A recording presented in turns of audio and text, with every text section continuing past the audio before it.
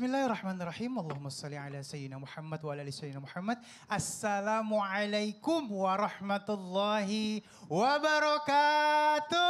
Waalaikumsalam warahmatullahi wabarakatuh. Jamaah. Yeay. Oh jamaah. Yeay. Alhamdulillah. Alhamdulillahirabbil alamin. Mudah-mudahan semuanya yang hadir di studio, yang nonton di rumah tambah berkah semuanya. Amin. Ya, berkah keluarganya, berkah rezekinya.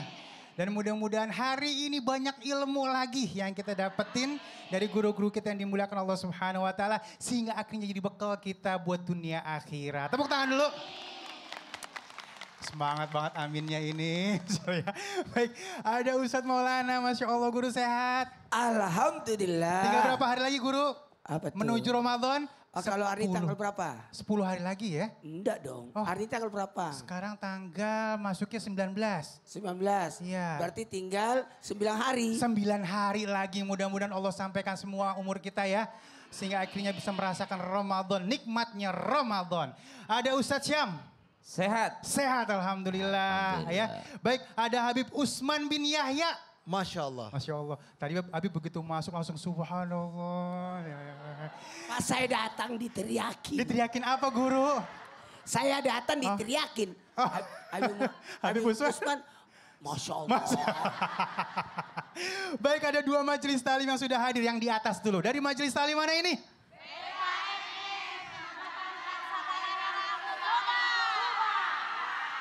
Subang ya, Subang. Tepuk tangan dulu. Dan yang di bawah yang akalah cantik-cantik yang pakai baju hitam. Ya kerudungnya agak letek dikit nih warnanya. Dari majelis talim mana?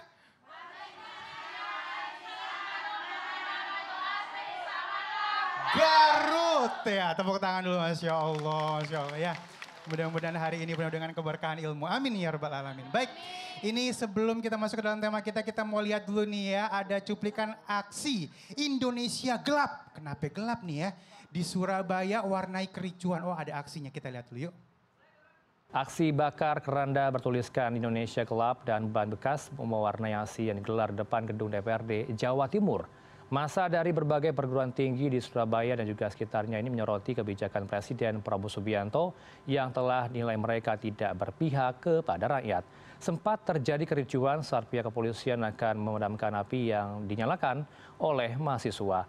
Aksi saling dorong antara mahasiswa dan juga kepolisian ini juga tidak terhindarkan lantaran masa mahasiswa tidak dapat bertemu langsung dengan Ketua DPRD Jawa Timur. Lagian ya Bang Ali. Iya, kenapa lagian? Udah biaya sekolah mahal. Iya benar. Biaya kebutuhan sehari-hari mahal. Iya, naik. Malah ditambah lagi pengurangan biaya pendidikan. Pusing jadinya sebagai orang tua Bang Ali. Tapi kadang-kadang emang setiap ada kebijakan sudah dipikirkan sebelumnya ya. Tapi emang kadang-kadang harus ada pemahaman juga. Betul. Mungkin kalau dikasih paham ngerti kali ya. Tapi mungkin karena ada selisih paham guru. Iyalah, ada guru di belakang. Iya.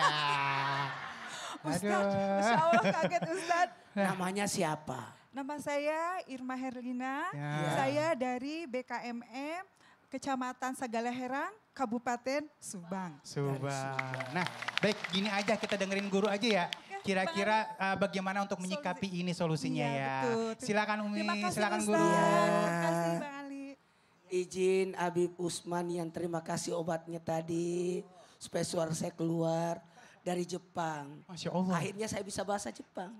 Kemarin dari Paris ya Coba, guru ya. Jepang. Jepang. Itu bukan bahasa Jepang. Jamaah. Baik.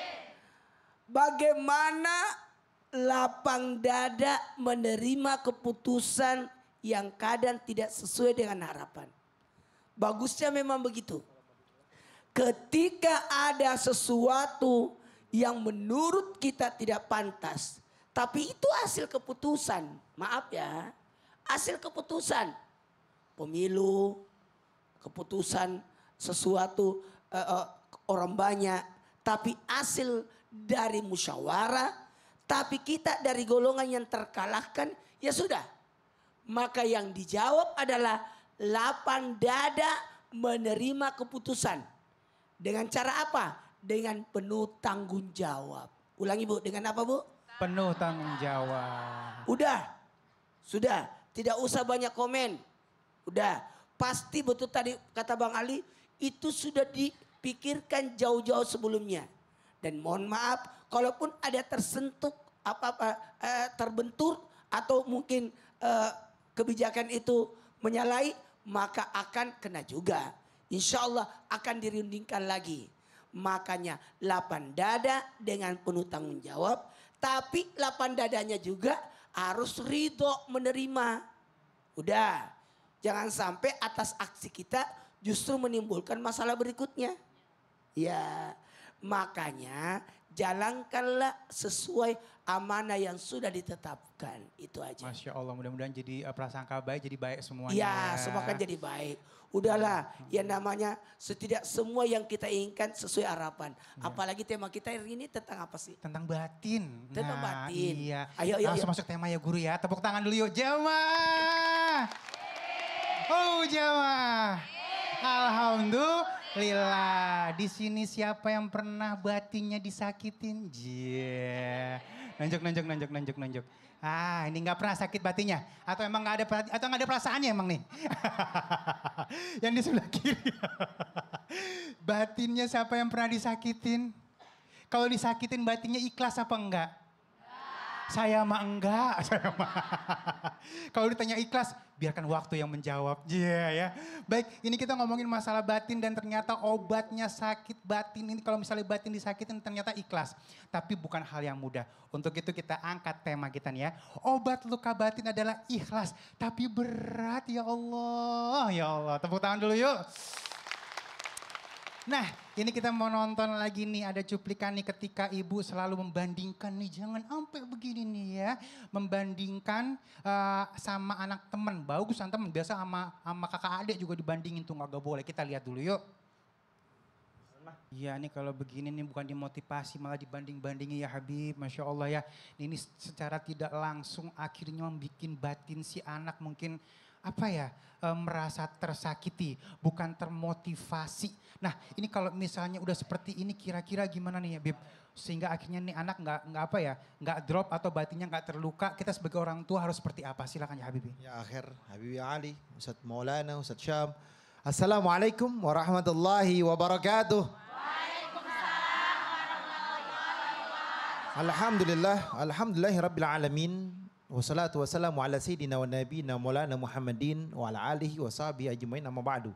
Segala puji bagi Allah Subhanahu wa taala yang telah memberikan kita nikmat iman, nikmat sehat walafiat yang insyaallah penonton di rumah dan penonton di studio mendapatkan ilmu yang bermanfaat dari guru-guru kita bisa diamalkan dalam kehidupannya sehari-hari. Amin ya rabbal alamin. Ittaqullaha wa'dilu baina auladikum. Bertakwalah kepada Allah dan berlakulah adil terhadap anak-anak kalian. Ketika kalian membanding-bandingkan dengan satu dengan yang lainnya, melebihkan daripada satu yang lainnya, akhirnya cenderung akan mengalami sebuah sakit hati terhadap anak tersebut. Oleh karena itu, bagaimana cara orang tua bisa menyembuhkan luka batin terhadap anaknya agar dia bisa ikhlas? Yang pertama, wajib bagi orang tua meminta maaf terhadap anaknya. Nak maafin ibu ya, nak maafin ayah ya. Selama ini selalu membanding-bandingkan. Insya Allah nanti ke depannya gak akan membanding-bandingkan. Nah wajib bagi orang tua mengerti, memahami kehidupan rumah tangga. Boleh jadi anak ini pintar di bidang ini. Boleh jadi juga anak itu tidak pintar di bidang yang lain. Maka orang tua harus memperhatikan anak tersebut. Melihat, oh dia pintar matematika. Yang nomor 1, yang nomor 2-nya ternyata dia pintar pelajaran IPA atau IPS. Nah anak yang ini kemampuannya seperti ini, anak ini kemampuannya seperti ini. Berbeda-beda antara anak dengan satu dengan anak yang lainnya. Yang satu hafalannya hanya mendengar, yang satu lagi hafalannya harus dia tulis. Ya kan? Ada lagi yang satu hafalannya cuma lewat doang bisa hafal. Jadi masing-masing anak memiliki perbedaan. Dan orang tua tidak boleh menghinakan, meremehkan, merendahkan, apalagi membanding-bandingkan terhadap anak satu dengan yang lainnya dan memuji anak yang satu di depan anak yang lainnya. Sehingga apa? Menimbulkan sakit hati. Wajib bagi orang tua memotivasi. menyentuh dengan hati dan pikirannya. Apalagi terhadap tetangganya, lingkungannya. Akhirnya apa? Akhirnya anak ini cenderung berpikir, oh orang tua saya ini selalu merendahkan, menyudutkan. Dampaknya anak tersebut dendam, sakit hati, ada luka di dalam tubuhnya. Oleh karena itu, didiklah anak kita dengan didikan yang baik. Bertakwalah kepada Allah Subhanahu wa taala, dekatkan kepada Allah sehingga Allah mudahkan akal dan pikirannya untuk memahami ilmu agamanya Allah dan ilmu yang ada dalam dunia ini. Amin ya rabbal alamin. Masya Allah tuh ya. Membandingkan bukan berarti memotivasi ya Bu ya. Justru akhirnya bikin sakit hati atau si anak jadi ngebatin. Baik, sekarang kita ngomongin masalah suami sama istri. Ini istri yang sering ngebatin gak nih? Baik, guruku Masya Allah, kita minta ilmunya Ustaz Syam. Kalau misalnya naudzubillah min zalik, ini perumpamaan aja ya, ada KDRT. Apa Bu KDRT Bu? Apa KDRT Bu? Dalam rumah tangga. KDRT aja berat, apalagi KDRW ya Bu ya, lebih tinggi lagi. Nah, kalau misalnya terjadi seperti ini, mau gak mau si istri harus bertahan.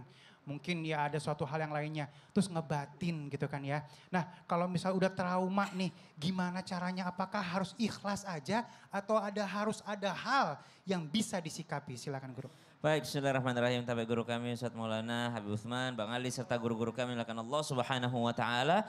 Ternyata dunia ini memang tempatnya manusia diuji. Al-Qur'an menyatakan Allah Subhanahu wa taala dalam surah Al-Insan ayat 2 dan 3. A'udzu billahi minasy syaithanir rajim.